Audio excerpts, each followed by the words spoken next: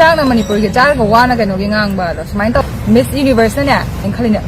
wai dagi maru ai su kan ai Manipur dagi hen dorok na to pa state ko na troll to bi ba hu re ba ko hoji sa ado akhoi gi miss akhoi na hatok chaba ka chap mane ba khambra kai de ho si ke ha da Manipur loi na Penadre zik da katang hanga pa mali ko pen da ba sa zik da katang ni na te do si da live steps da shoy de sa peasant lover amoy na ba ay khara sengdok singjin makinat de mayam na idea lai ta ba khara share to ge ba gi site de sa ba ngarang set 22 September ne aduga Miss India organization gi grand finale loi gre ado India Miss Universe da India represent to do ba di khan loi re ba ado mayam na hose Penadre sa akhoi gi Manipur se top 20 changhal ho bi da ba changhal ho da ba aduga sigi nungai ta ba sigi sai ta mo akhoi gi mi sa akhoi gi Danubi nong shiman bane heman bi ki ba gi atop state Tripura da adagi di Mizoram da adagi di thangna ba mayam sida ko hoi lam moina ai dare ku di panjara ko kitang yam na hai di hoi gi nungai ta ba wa hai wa tam am sinara ga scroll ga to ba hore ba ko hoi ja si se ta seng na ki di topi ro ba da mayam na na sen ta ho da ba se kai no ha kana si se handak ku di thok re ba hoi sigi khoi gi Miss Universe ki history da hai ko Manipur da ahan me account hang ba se Danubi oi de ne ba mana account hang biram me do ma mayam struggle mayam tawraga sigi platform se yorok na ba honna ba to ko sahi mayam chang re paisa mayam ting re and then effort mayam thadara ka na mayam na ubi da ba sa mayam lai ra ba koi na hojai nungai tri si di ko top 20 chang hal hoi ai se am nungai tre ado moi gi hana di times na pairam me diva India ka in tawraga ka tho ame ko Miss Universe present ado handak ti moi ge franchise ho nga kanda Miss Glam and Supermodel na moi organize ado sigi organization jina pai gi badagi moi gi rules and regulation mayam am di lei ko ado mayam na uri se ngarang gi 22 September da stage ta swimsuit round se laga adagi di gown se laga chatpa si khatane ba mayam na uri se ko sida hindi yam phajana Danubi yam confidence lai ko ado kai gi si se moina reason se khoi noina judge to body judge hai ba myam lai re and then mi gi organization team myam to re ni na ko khoi gi mi se khoi na hatok chaba ka chap mane ba khambra kai no hai kan da pro myam to gi ba to Danubi se chang ba da ko yamna wang chawraga ngan thoiraga masak mato dai kai degi adum mayam na su re ko ngarang stage da adu yam phajana mayam du degi yam ngan thoiraga tholakan da kai gi tok tan ji chang jino sine pen da ba se sine ba ado akhoi gi mi hatok sa bane se kamai to ge da ngasai gi confidence se ba kwa finale grand finale no mi se khatan na te ba moina judge soi se moi gi grooming session hai da re ko moi da thammi ba no mi samna ha ba da hafta mani khang de 10 days ni khang de moi se mai contestant mayam sa India dagi loin kausal laga magi hotel de le handana do grooming session mayam preliminary round dagi the speech adu da interview mai to bagi mayam am lei sida moi sa yenga ga ko Danubi se kamai to la e dagi dim Nagaland se kamai to Mizoram se kamai to Tripura se kamai to prek to raga chat ni ba ko ado sigum mi confidence am lei raga hotna ga da ba matam sida khoina ma adu gi dress set li mi adu zu maina ya ba makhal gi dress no ba haidi mi gi rules and regulation gi follow to ra na set pa dress makhal oi gene ba do si Manipur de am troll to bi gre ba ko si jina mar kanda confidence am mang bane khalle ba haidi si gi grooming session matam mayam sida ne confidence lai raga adigi khoi am supportive to bi raga na ma harau raga du dagi wa nungai raga lai ga da matam sida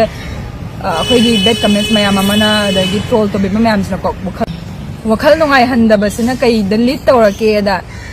ai ngasi makeup phajana tawraga aduga dress designer wear phajana set laga mayam marakta tilu pakanda adudo hoi confidence lai ni kire banya phajaramni na ko adubu ngasai gi wakhal mentality se amaru oi ba ai gi Manipur na haidi ya ba sam support tawi ko ya da ba ku yawi na hadi ai si tawro kana kai harakani kai do birakani si khan ba gi mentality se le kana confidence what pa dauna ꯇꯧꯍꯟꯕꯤꯔꯦꯕꯀꯣ ꯃꯉꯣꯟꯗ ꯑꯗꯣ ꯁꯨꯃꯥꯏꯅ ꯃꯤꯗꯤ ꯉꯁꯥꯏꯒꯤ ꯗꯦꯅ꯭ꯌꯨ ꯈꯛꯇ ꯅꯠꯇꯦꯕ ꯊꯣꯛꯏꯁꯦꯀꯣ ꯑꯗꯨꯅ ꯃꯌꯥꯝꯅꯤꯅ confidence ꯂꯩꯕ ꯃꯌꯥꯝ ꯃꯔꯛꯇꯨꯗ ꯑꯩꯈꯣꯏꯒꯤ ꯃꯤꯁꯦ ꯑꯩꯈꯣꯏꯅ ꯀꯟꯐꯤꯗꯦꯟꯁ ꯂꯩꯖꯍꯟꯗꯕꯅꯦꯕ ꯈꯪꯕ꯭ꯔꯥ ꯇ꯭ꯔꯣꯜ ꯇꯧꯕꯤꯔꯒ ꯑꯗꯨꯗ ꯇꯧꯕꯤꯔꯀꯥꯟꯗꯀꯣ ꯑꯗꯣ ꯁꯤꯅꯁꯨ ꯑꯆꯧꯕ ꯔꯤꯖꯟ ꯑꯃ ꯑꯣꯏꯔꯦ ꯑꯗꯨꯒ ꯍꯣꯏ ꯐꯤꯅꯥꯂꯦꯗ ꯂꯪꯅꯤꯁꯦ ꯉꯥꯟꯊꯣꯏꯔꯒ ꯊꯣꯛꯏ ꯁꯨꯃꯥꯏꯅ ꯑꯇꯣꯞꯄ ꯅꯨꯃꯤꯠꯈꯩꯗꯁꯨ ꯃꯥꯁꯦ ꯉꯥꯜꯂꯝꯒꯗꯕꯅꯦꯕ ꯈꯪꯕ꯭ꯔꯥ ꯑꯗꯣ ꯁꯨꯃꯥꯏꯅ ꯈꯤꯇꯪꯁꯨ ꯂꯩꯔꯦ ꯑꯗꯣ ꯃꯊꯪ ꯇꯥꯕꯗꯗꯤ ꯁꯤꯁꯦ ꯑꯩꯈꯣꯏꯗ ꯅꯣꯂꯦꯖ ꯑꯣꯏꯍꯧꯔꯁꯦꯕꯀꯣ ꯀꯟꯐꯤꯗꯦꯟꯁ ꯌꯥꯝ ꯗꯔꯀꯥꯔ ꯑꯣꯏꯕꯅꯦ ꯌꯥꯝ ꯊꯤꯅ ꯗꯔꯀꯥꯔ ꯑꯣꯏꯕꯅꯦꯕ ꯐꯤꯅꯥꯂꯦ ꯅꯨꯃꯤꯠꯁꯦ ꯈꯛꯇꯪ ꯅꯠꯇꯦꯕ ꯗꯔꯀꯥꯔ ꯑꯣꯏꯔꯤꯁꯦ ꯃꯌꯥꯝꯅꯕꯨꯗꯤ ꯁ꯭ꯇꯦꯖꯇ ꯊꯣꯛꯂꯛꯄ ꯅꯨꯃꯤꯠꯁꯤꯡꯁꯤ ꯈꯛꯇꯪ ꯗꯔꯀꯥꯔ ꯑꯣꯏꯕ ꯑꯣꯏꯅ ꯈꯟꯕ ꯑꯗꯨꯒ ꯑꯃꯅꯀꯣ ꯍꯣꯏ ꯁꯤ ꯁꯨꯃꯥꯏꯅ ꯑꯩꯈꯣꯏꯅ ꯀꯟꯐꯤꯗꯦꯟꯁ ꯍꯥꯠꯄꯁꯤꯅ ꯃꯔꯝ ꯑꯣꯏꯔꯀꯥꯟꯗ ꯃꯥꯒꯤ ꯇꯣꯞ 20ꯁꯦ ꯃꯁꯥꯅ ꯃꯤꯅ ꯒ꯭ꯔꯨꯃꯤꯡ ꯁꯦꯁꯟ ꯂꯩꯕꯣ ꯑꯗꯨꯃꯥꯏꯅ ꯃꯣꯏꯅꯗꯤ ꯈꯪꯒꯅꯦꯕ ꯑꯩꯈꯣꯏ ꯍꯥꯟꯅ ꯑꯩꯈꯣꯏ ꯃꯦꯒꯥ ꯃꯤꯁ ꯅꯣꯔꯠ ꯏꯁ ꯊꯣꯛꯂꯛꯄꯗ ꯑꯣꯔ ꯑꯥꯏꯗꯔ ꯃꯅꯤꯄꯨꯔꯗ ꯄꯦꯖꯦꯟ ꯑꯗꯨꯗ ꯁꯨꯃꯥꯏꯅ ꯌꯥꯎꯔꯛꯄ ꯃꯇꯝꯗꯀꯣ organizing teamꯅ ꯍꯥꯏꯇꯥꯔꯦ ꯁꯤ ꯉꯥꯡꯁꯦ ꯀꯟꯐꯤꯗꯦꯟꯁ ꯂꯩꯅ ꯁꯤ ꯉꯥꯡꯁꯦ ꯀꯟꯐꯤꯗꯦꯟꯁ ꯈꯔ ꯋꯥꯠꯂꯤꯅ ꯁꯤ ꯁ꯭ꯄꯦꯁ ꯌꯥꯝ ꯍꯩꯅ ꯁꯤ ꯋꯥꯛ ꯌꯥꯝ ꯐꯖꯩ ꯂꯣꯏꯅ ꯇ꯭ꯔꯦꯛ ꯇꯧꯔꯒ ꯑꯩꯈꯣꯏꯁꯦ ꯎꯔꯕꯅꯦꯕ ꯑꯗꯨꯅ ꯃꯣꯏꯅ ꯈꯔ ꯃꯈꯩꯗꯤꯀꯣ ꯍꯣꯏ ꯁ꯭ꯇꯦꯖꯀꯤꯁꯨ ꯃꯥꯔꯛ ꯇꯣꯉꯥꯟꯅ ꯂꯩꯌꯦꯕꯀꯣ ꯑꯗꯨꯕꯨ 100 ꯃꯥꯔꯛꯃꯛꯇꯤ ꯍꯥꯏꯇꯥꯔꯦ 100 ꯃꯥꯔꯛꯃꯛꯇꯤ ꯁ꯭ꯇꯦꯖꯇꯒꯤ ꯂꯧꯕ ꯅꯠꯇꯦꯕ ꯑꯗꯨꯅꯅꯦ ꯃꯣꯏꯅ ꯇꯣꯞ 20ꯁꯦ ꯀꯔꯝꯕ ꯉꯥꯡ ꯊꯥꯕ ꯌꯥꯏ ꯀꯔꯝꯕ ꯉꯥꯡ ꯊꯥꯕ ꯌꯥꯗꯦ ꯁꯤꯁꯦ ꯂꯣꯏꯅ ꯇ꯭ꯔꯦꯛ ꯇꯧꯕ ꯃꯇꯝꯗꯨꯗ ꯍꯥꯏꯇꯥꯔꯦꯀꯣ ꯁꯨꯃꯥꯏꯅ ꯑꯣꯏꯈꯤꯕꯩꯅꯦ ꯑꯩꯈꯣꯏꯒꯤꯁꯦ ꯑꯗꯨꯗꯨꯒ ꯇꯣꯞ 20 ꯆꯪꯕ ꯀꯥꯟꯗ ꯍꯧꯖꯤꯛꯄꯨꯗꯤ ꯃꯤꯖꯣꯔꯥꯝ ꯆꯪꯉꯦꯕꯀꯣ ꯑꯩ ꯂꯝ ꯃꯣꯏ ꯍꯧꯖꯤꯛꯀꯤ ꯀꯟꯇꯦꯁꯇꯦꯟꯁꯤꯗ ꯑꯩ ꯌꯦꯡꯊꯤꯕ ꯑꯗꯨ ꯇꯣꯞꯄ ꯀꯩꯝ ꯂꯩꯇꯦ ꯍꯣꯏ ꯑꯥꯏꯝ ꯄ꯭ꯔꯥꯎꯗ ꯑꯣꯐ ꯍꯔ ꯃꯥ ꯇꯣꯞ 20ꯗ ꯑꯦꯠꯂꯤꯁ ꯃꯦꯛ ꯏꯠ ꯇꯧꯕꯗꯣ ꯑꯗꯨꯕꯨ ꯀꯩ ꯁꯤꯁꯨ ꯑꯩꯈꯣꯏꯒꯤ ꯃꯤꯅꯀꯣ ꯑꯃ ꯂꯩꯗꯣ ꯍꯥꯏꯗꯤ ꯑꯩꯈꯣꯏꯒꯤ ꯃꯤꯅ ꯍꯥꯏꯗꯤ ꯍꯥꯏꯅꯕ ꯑꯃ ꯂꯩꯗꯅ ꯆꯥꯛꯅ ꯃꯅꯤꯄꯨꯔꯒꯤ ꯆꯥꯔꯒ ꯋꯥꯅ ꯀꯩꯅꯣꯒꯤ ꯉꯥꯡꯕ ꯑꯗꯣ ꯑꯗꯨꯒꯤ ꯇꯥꯏꯞꯇ ꯁꯤꯁꯦ ꯑꯗꯨꯁꯨ ꯔꯤꯖꯟꯁꯦ ꯃꯌꯥꯝ ꯂꯩꯁꯤꯟꯈꯤꯕ ꯅꯦꯠ ꯑꯃꯨꯛ ꯕꯦꯟ ꯇꯧꯕꯤꯔꯦꯀꯣ ꯆꯠꯈ꯭ꯔꯦ ꯃꯥ ꯀꯩꯅꯣ ꯌꯧꯈ꯭ꯔꯦ ꯖꯦꯄꯨꯔ ꯌꯧꯈ꯭ꯔꯦ ꯑꯗꯨꯒꯤ ꯃꯇꯨꯡꯗ ꯅꯦꯠ ꯑꯃꯨꯛ ꯈꯪꯍꯧꯗꯅ ꯕꯦꯟ ꯇꯧꯁꯤꯜꯂꯛꯑꯦ ꯃꯤ ꯁꯤꯌꯔ ꯇꯧꯔꯒ ꯑꯃ ꯇꯧꯗꯣꯏꯁꯤꯗ ꯑꯃꯨꯛꯀ ꯑꯃꯨꯛ ꯕꯦꯟ ꯇꯧꯁꯤꯜꯂꯛꯑꯦ ꯑꯗꯨꯒꯤ ꯑꯊꯤꯡꯕ ꯑꯃꯨꯛ ꯂꯩꯈ꯭ꯔꯦꯀꯣ ꯌꯥꯝ ꯀꯟꯅ ꯃꯤ ꯔꯦꯁꯄꯦꯛ ꯇꯧꯈꯤꯗꯕꯁꯦ ꯒꯥꯔꯤ ꯑꯃ ꯂꯥꯛꯑꯦ ꯌꯥꯝ ꯀꯟꯅ ꯁ꯭ꯄ꯭ꯔꯦꯗ ꯇꯧꯈꯤꯗꯕꯁꯤꯅ ꯑꯃꯨꯛꯀ ꯑꯃꯨꯛ ꯚꯣꯇꯤꯡꯗ ꯈꯤꯇꯪ ꯐꯔꯛ ꯇꯥꯔꯛꯑꯦ ꯑꯗꯨꯗꯒꯤꯗꯤ ꯍꯣꯏ ꯑꯩꯈꯣꯏꯅ ꯂꯥꯏꯛ ꯀꯃꯦꯟ ꯁꯤꯌꯔ ꯇꯧꯕ ꯑꯗꯒꯤ ꯉꯁꯥꯏꯒꯤ ꯑꯩꯈꯣꯏꯅ ꯐꯣꯂꯣ ꯇꯧꯒꯗꯕ ꯄꯦꯖ ꯌꯥꯝꯈꯤꯕꯅꯦꯕꯀꯣ ꯗꯦꯅꯨꯕꯤꯁꯦ ꯍꯥꯏꯗꯤ ꯁꯤꯌꯔ ꯇꯧꯕ ꯈꯣꯠꯄꯁꯦ ꯑꯗꯨꯕꯨ ꯑꯩꯅ ꯈꯟꯕꯗ ꯉꯁꯥꯏꯒꯤ ꯑꯩꯈꯣꯏꯅ ꯐꯣꯂꯣ ꯇꯧꯒꯗꯕ ꯄꯦꯖ ꯑꯅꯤꯁꯦ ꯃꯣꯏꯁꯨ ꯑꯅꯧꯕ ꯑꯣꯔꯒꯅꯥꯏꯖꯦꯁꯟ ꯑꯣꯏꯕꯅꯤꯅꯀꯣ ꯃꯣꯏꯈꯣꯏꯒꯤꯁꯨ ꯍꯥꯏꯀꯥꯟꯗ ꯃꯤꯁ ꯄꯣꯄꯨꯂꯦꯔꯤꯇꯤꯁꯦ ꯁꯤꯒꯤ ꯁꯕꯇꯥꯏꯇꯜꯁꯦ ꯐꯪꯉꯗꯤ ꯇꯣꯞ 20ꯗ ꯗꯥꯏꯔꯦꯛ ꯑꯦꯟꯇ꯭ꯔꯤ ꯐꯪꯉꯦꯕ ꯑꯗꯨ ꯁꯨꯃꯥꯏꯅ ꯇꯧꯗꯅ ꯉꯁꯥꯏꯒꯤ ꯇꯣꯞ 20ꯗ ꯆꯪꯍꯧꯒꯗꯕꯁꯤꯁꯨ ꯀꯃꯥꯏꯅ ꯇꯧꯒꯦꯗ ꯆꯥꯛꯅ ꯃꯅꯤꯄꯨꯔꯒꯤ ꯆꯥꯔꯒ ꯋꯥꯅ ꯀꯩꯅꯣꯒꯤ ꯉꯥꯡꯕ ꯑꯗꯣ ꯁꯨꯃꯥꯏꯅ ꯇꯧꯗꯅ ꯃꯤꯁꯨ ꯈꯔ ꯑꯃꯨꯛ ꯑꯗꯨꯝ ꯃꯅꯤꯄꯨꯔ ꯂꯣꯏꯅꯃꯛꯅ ꯚꯣꯇꯤꯡꯗꯤ ꯇꯧꯗ꯭ꯔꯦꯕ ꯑꯩ ꯈꯪꯉꯦꯕꯀꯣ ꯁꯤꯁꯦ ꯑꯩ ꯈꯛꯇ ꯅꯠꯇꯦ ꯃꯤꯒ ꯑꯌꯥꯝꯕ ꯂꯣꯏ ꯈꯪꯅꯔꯦꯗꯅꯀꯣ ꯑꯗꯨꯁꯨ ꯑꯣꯏꯔꯦ ꯅꯦꯠ ꯕꯦꯟ ꯑꯃꯨꯛ ꯇꯧꯁꯤꯜꯂꯛꯑꯦ ꯑꯗꯒꯤꯗꯤ ꯈꯤꯇꯪ ꯀꯟꯇ꯭ꯔꯣꯚꯔꯁꯤ ꯂꯩꯕ ꯀꯩꯒ ꯌꯥꯝꯗꯤ ꯍꯣꯠꯅꯩ ꯃꯌꯥꯝꯁꯤꯗꯤ ꯌꯥꯝ ꯊꯤꯅ ꯍꯣꯠꯅꯩꯌꯦꯕꯀꯣ ꯀꯩꯅꯣ ꯑꯗꯨꯒ ꯉꯁꯥꯏꯒꯤ ꯍꯥꯏꯔꯤꯕ ꯄꯦꯖ ꯑꯅꯤꯁꯦ ꯁꯤꯁꯨ ꯅꯣꯂꯦꯖ ꯑꯥꯏꯗꯤꯌꯥꯗꯤ ꯂꯩꯇꯕꯒꯤ ꯍꯥꯏꯇꯥꯔꯦꯀꯣ ꯑꯩ ꯉꯁꯥꯏꯒꯤ ꯂꯥꯏꯛ ꯀꯃꯦꯟ ꯁꯤꯌꯔꯗꯤ ꯇꯧꯔꯕ ꯑꯗꯨꯒ ꯑꯥꯏꯗꯤꯌꯥ ꯅꯣꯂꯦꯖ ꯌꯥꯝ ꯀꯟꯅ ꯍꯦꯟꯅ ꯈꯪꯍꯧꯗꯕꯒꯤ ꯄꯦꯖ ꯑꯅꯤꯁꯦ ꯐꯣꯂꯣ ꯇꯧꯗꯕ ꯃꯤꯁꯨ ꯈꯔ ꯃꯈꯩꯗꯤ ꯌꯥꯎꯔꯝꯒꯅꯤ ꯈꯜꯂꯦꯕ ꯃꯔꯝꯗꯤ ꯂꯥꯏꯛ ꯀꯃꯦꯟ ꯌꯥꯝꯃꯦꯕ ꯃꯥꯒꯤ ꯁꯤꯌꯔꯁꯨ ꯌꯥꯝꯃꯦ ꯑꯗꯨꯕꯨ ꯍꯣꯏ ꯑꯩꯅ ꯍꯥꯏꯔꯤꯁꯦ ꯄꯦꯖ ꯑꯅꯤꯁꯦ ꯐꯣꯂꯣ ꯇꯧꯗ꯭ꯔꯒꯗꯤ ꯚꯣꯠꯁꯦ ꯀꯥꯎꯟ ꯇꯧꯕꯤꯔꯝꯗꯕꯁꯨ ꯌꯥꯎꯔꯝꯕ ꯌꯥꯏꯕꯀꯣ ꯁꯨꯃꯥꯏꯅ ꯇꯧꯗꯅ ꯇꯣꯞ 20ꯗ ꯃꯤꯖꯣꯔꯥꯝ ꯆꯪꯈ꯭ꯔꯦ ꯍꯣꯏ ꯆꯪꯉꯦ ꯐꯔꯦ ꯃꯣꯏ ꯑꯩꯈꯣꯏꯗꯅꯦ ꯃꯤꯅ ꯈꯤꯇꯪ ꯍꯣꯠꯅꯕ ꯍꯦꯟꯈꯤꯕꯩꯅꯦ ꯈꯟꯗꯣꯛꯑꯁꯦꯕ ꯇ꯭ꯔꯣꯜ ꯇꯧꯗꯅ ꯍꯧꯖꯤꯛꯇ ꯃꯤꯒꯤ ꯐꯨꯔꯤꯠ ꯁꯦꯒꯥꯏꯕ ꯍꯣꯏ ꯐꯤꯠꯇꯤꯡꯗ ꯀꯩꯗ ꯈꯤꯇꯪ ꯃꯣꯏꯒꯤ ꯁꯣꯏꯗꯣꯛ ꯁꯤꯖꯤꯟ ꯂꯩꯕꯒꯤ ꯆꯥꯕ ꯆꯥꯗ ꯑꯗꯨ ꯁꯦꯒꯥꯏꯔꯝꯕꯅꯦ ꯑꯗꯒꯤꯗꯤ ꯃꯤꯒꯤ ꯐꯨꯔꯤꯠ ꯍꯦꯛ ꯌꯦꯡꯉꯒ ꯇ꯭ꯔꯣꯜ ꯇꯧꯕꯤꯕꯒꯨꯝꯕ ꯑꯃ ꯀꯩ ꯍꯥꯏꯗꯣꯏꯅꯣ ꯑꯗꯒꯤ ꯇ꯭ꯔꯤꯄꯨꯔꯥꯒꯤ ꯀꯟꯐꯤꯗꯦꯟꯁꯁꯦ ꯌꯦꯡꯉꯣꯕꯀꯣ ꯃꯤꯒꯤ ꯁ꯭ꯇꯦꯠꯇꯨꯅꯅꯦ ꯔꯤꯄ꯭ꯔꯦꯖꯦꯟꯇꯦꯇꯤꯚ ꯑꯃ ꯊꯥꯗꯣꯔꯛꯄ ꯀꯥꯟꯗ ꯍꯧꯖꯤꯛꯄꯨꯗꯤ ꯑꯗꯨ ꯃꯥꯜꯂꯦ ꯑꯗꯥ ꯃꯥꯜꯂꯦ ꯃꯌꯥꯝ ꯍꯥꯏꯔꯀꯣ ꯃꯥꯟꯕ ꯑꯃ ꯊꯥꯗꯣꯔꯛꯏꯗꯣ ꯈꯪꯕ꯭ꯔꯥ ꯍꯣꯏ ꯐꯤꯒꯔꯁꯦ ꯌꯥꯝ ꯃꯔꯨꯅꯤꯀꯣ ꯑꯗꯨꯕꯨ ꯃꯤꯁ ꯌꯨꯅꯤꯚꯔꯁꯅꯅꯦ ꯍꯥꯏꯗꯅ ꯐꯤꯒꯔ ꯇꯥꯕꯤ ꯉꯥꯛꯇ ꯑꯗꯒꯤꯗꯤ ꯁꯛ ꯐꯖꯕꯤ ꯉꯥꯛꯇ ꯋꯥ ꯉꯥꯡꯕ ꯍꯩꯕ ꯉꯥꯛꯇ ꯈꯟꯗꯦꯕ ꯑꯣꯚꯔꯑꯣꯜꯗ ꯂꯣꯏꯅ ꯀꯥꯆꯤꯟ ꯀꯣꯏꯌꯥ ꯌꯦꯡꯉꯀꯥꯟꯗꯀꯣ ꯑꯗꯨꯃꯥꯏꯅ ꯈꯜꯂꯤꯅꯦ ꯈ꯭ꯋꯥꯏꯗꯒꯤ ꯃꯔꯨ ꯑꯣꯏꯔꯤꯁꯤꯁꯨ ꯀꯟꯐꯤꯗꯦꯟꯁꯅꯦꯕꯀꯣ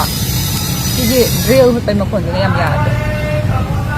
ꯑꯗꯣ ꯇ꯭ꯔꯤꯄꯨꯔꯥꯁꯦ ꯅꯣꯏꯒꯦꯔ ꯇꯧꯒꯦꯔꯥ ꯀꯟꯐꯤꯗꯦꯟꯁ ꯌꯥꯝ ꯊꯤꯅ ꯎꯔꯦꯕ ꯑꯗꯣ ꯃꯣꯏꯒꯤ ꯁ꯭ꯇꯦꯠꯅꯁꯨ ꯌꯥꯝ ꯁꯞꯄꯣꯔꯠ ꯇꯧꯕꯤꯕꯩꯅꯦ ꯈꯜꯂꯦꯕ ꯑꯩꯈꯣꯏꯁꯨ ꯗꯤꯅꯤꯠꯇꯤ ꯁꯞꯄꯣꯔꯠ ꯇꯧꯋꯤꯗꯅꯀꯣ ꯑꯗꯨꯃꯥꯏꯅ ꯃꯣꯏꯒꯤꯗꯤ ꯌꯥꯝ ꯄꯥꯛꯅ ꯇ꯭ꯔꯣꯜ ꯇꯧꯕ ꯀꯩꯁꯨ ꯎꯗꯦꯕ ꯑꯩꯈꯣꯏ ꯊꯦꯡꯅꯗꯦꯕ ꯁꯣꯁꯤꯌꯦꯜ ꯃꯤꯗꯤꯌꯥꯗ ꯀꯩꯗꯒ ꯑꯗꯣ ꯑꯩꯈꯣꯏꯒꯤꯗꯤ ꯑꯗꯨꯃꯥꯏꯅꯁꯨ ꯂꯩꯈ꯭ꯔꯦ ꯑꯗꯨꯒ ꯁꯤꯁꯨ ꯇꯧꯕꯤꯔꯅꯣ ꯇ꯭ꯔꯣꯜꯁꯦ ꯁꯨꯡꯇꯧ ꯇꯧꯕꯤꯔꯅꯣ ꯃꯌꯥꯝꯅ ꯈꯪꯗꯕ ꯑꯥꯏꯗꯤꯌꯥ ꯈꯔ ꯂꯩꯔꯦꯕꯀꯣ ꯍꯥꯏꯗꯤ ꯃꯃꯥꯡꯒꯤ ꯄ꯭ꯔꯤꯚꯤꯌꯁ ꯌꯔꯗ ꯀꯩꯗꯧꯒꯦꯗ ꯃꯤꯁ ꯌꯨꯅꯤꯚꯔꯁ ꯅꯦꯄꯥꯜꯁꯦ ꯅꯦꯄꯥꯜ ꯍꯥꯏꯕ ꯀꯟꯇ꯭ꯔꯤꯁꯦ ꯌꯨꯅꯤꯚꯔꯁꯀꯤ ꯄ꯭ꯂꯦꯠꯐꯣꯝꯗ ꯔꯤꯄ꯭ꯔꯦꯖꯦꯟ ꯇꯧꯕ ꯀꯥꯟꯗ ꯄ꯭ꯂꯁ ꯁꯥꯏꯖ ꯃꯣꯗꯦꯜ ꯑꯃꯅ ꯇꯧꯋꯦꯀꯣ body positivity and then body shaming ꯀꯩꯀꯥ ꯂꯩꯕꯁꯦ ꯃꯥꯒꯤ ꯑꯦꯗꯚꯣꯀꯦꯁꯤꯁꯦ ꯌꯥꯝ ꯐꯖꯕ ꯍꯥꯏꯇꯥꯔꯦꯀꯣ ꯑꯗꯨꯒꯤ ꯗꯦꯅ꯭ꯌꯨꯕꯀꯤ ꯑꯦꯗꯚꯣꯀꯦꯁꯤ ꯌꯥꯝ ꯊꯤ ꯐꯖꯕꯅꯦꯕꯀꯣ ꯌꯥꯝ ꯊꯤꯅ ꯐꯖꯕꯅꯦ ꯍꯥꯏꯗꯤ ꯃꯅꯤꯄꯨꯔꯗ ꯂꯩꯍꯧꯔꯤꯕ ꯃꯌꯥꯝꯁꯦ ꯃꯥꯅ at least ꯈꯔ ꯄꯨꯊꯣꯛꯄꯤꯔꯛꯏꯗꯣ ꯉꯥꯡꯕ ꯃꯥꯒꯤ introductionꯒꯤ ꯔꯥꯎꯟꯗ ꯑꯣꯏꯒ꯭ꯔꯥ ꯑꯗꯨꯃꯥꯏꯅ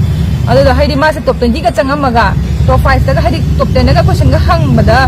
ꯍꯥꯏꯗꯤ ꯑꯗꯨꯒꯤ ꯃꯔꯤ ꯂꯩꯅꯕ ꯃꯈꯣꯟꯁꯦ ꯑꯗꯨꯒꯤ ꯃꯔꯨ ꯂꯩꯅꯕ ꯀꯣꯏꯁꯟꯒ ꯍꯪꯉꯀꯥꯟꯗ ꯃꯥꯅ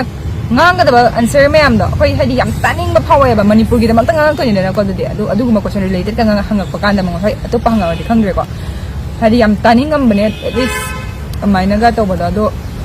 ꯍꯣꯏ ꯍꯧꯖꯤꯛ ꯗꯦꯅ꯭ꯌꯨꯕꯁꯨ ꯁꯤꯅ ꯂꯣꯏꯕ ꯅꯠꯇ꯭ꯔꯤꯑꯕꯀꯣ ꯃꯊꯪꯗ ꯍꯦꯟꯅ ꯁ꯭ꯇ꯭ꯔꯣꯡꯒꯔ ꯍꯦꯟꯅ ꯑꯗꯨꯒ ꯃꯅꯤꯄꯨꯔꯅꯁꯨ ꯍꯦꯟꯅ ꯁꯞꯄꯣꯔꯠ ꯇꯧꯔꯒ ꯈꯨꯠꯁꯥ ꯌꯥꯝ ꯌꯥꯎꯔꯦ ꯑꯗꯨꯒ ꯀꯩ ꯍꯥꯏꯗꯣꯏꯅꯣ ꯇ꯭ꯔꯣꯜ ꯇꯧꯕꯁꯦ ꯗꯦꯅ꯭ꯌꯨꯕ ꯇꯧꯔꯦ ꯍꯦꯛꯇ ꯇ꯭ꯔꯣꯜ ꯇꯧꯕꯤꯕ ꯑꯩꯈꯣꯏ ꯃꯅꯤꯄꯨꯔꯗꯒꯤ ꯍꯦꯟꯗꯣꯔꯛꯇꯅ ꯑꯇꯣꯞꯄ ꯁ꯭ꯇꯦꯠ ꯐꯥꯎ ꯑꯩꯈꯣꯏꯅ ꯇ꯭ꯔꯣꯜ ꯇꯧꯕꯤꯕ ꯍꯧꯔꯦꯕꯀꯣ ꯍꯧꯖꯤꯛꯁꯦ ꯑꯗꯣ ꯁꯤꯗꯤ ꯀꯩ ꯍꯥꯏꯗꯣꯏꯅꯣ ꯍꯦꯟꯅ ꯁ꯭ꯇꯦꯠ ꯃꯔꯛꯇ ꯅꯨꯡꯁꯤꯅꯗꯕꯁꯨ ꯑꯗꯨꯒ ꯀꯟꯇꯦꯁꯇꯦꯟ ꯃꯔꯛꯇꯁꯨ ꯑꯩꯈꯣꯏꯅꯕꯨꯗꯤ ꯃꯅꯤꯄꯨꯔꯅꯤꯅ ꯗꯦꯅ꯭ꯌꯨꯕ ꯅꯨꯡꯁꯤꯕꯩ ꯇꯧꯕꯤꯕ ꯗꯦꯅ꯭ꯌꯨꯕꯇ ꯍꯦꯟꯅ ꯍꯦꯠ ꯂꯥꯛꯅꯕ ꯑꯣꯏꯕꯤꯔꯅꯦꯕ ꯇ꯭ꯔꯤꯄꯨꯔꯥ ꯃꯆꯥꯅ ꯑꯣꯔ ꯑꯇꯣꯞꯄ ꯁ꯭ꯇꯦꯠꯁꯤꯅ ꯃꯤꯖꯣꯔꯥꯝꯅ ꯀꯩ ꯍꯥꯏꯔꯤꯕꯁꯤꯡ ꯑꯩꯈꯣꯏꯅ ꯇꯧꯔꯨꯕ ꯕꯤꯍꯦꯕꯤꯌꯔꯁꯤꯅ ꯍꯥꯏꯇꯥꯔꯦꯀꯣ ꯑꯗꯨꯗꯨꯅ ꯁꯤꯁꯦ